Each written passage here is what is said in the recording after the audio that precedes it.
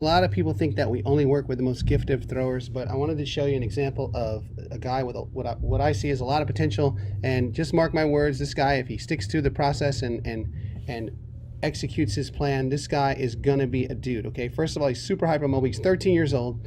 He's playing rec ball, not a very high level thrower, 59 miles an hour, I think, at 13. Kind of small for his age, and you can see not quite developed yet, but he's got lots of muscle slack everywhere. He even in the physical assessment had trouble controlling his body to get into positions to even test him. So he doesn't move real well. He isn't able to establish a lot of motor control, and he doesn't find co-contraction.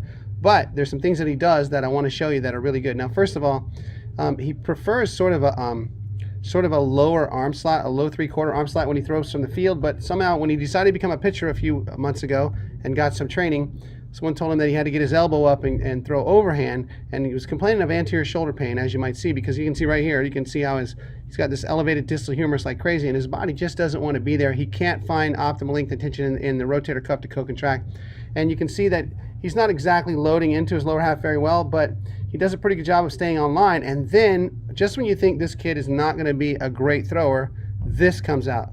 My goodness, he turns into Max Scherzer.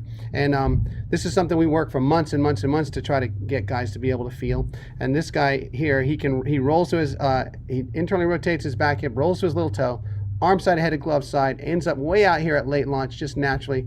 And so we're going to let this guy throw from a lower arm slot. We're going to teach him to clean up his movement pattern a little bit in his arm action and get him into his lower half a little better, teach him to feel muscle slack reduction with co-contraction, build the athleticism that's going to support the whole thing through our Savage Power Building workouts. And this guy is going to be a dude. I'll come back and let you know when he does. But this right here is exceptional. Just wanted to show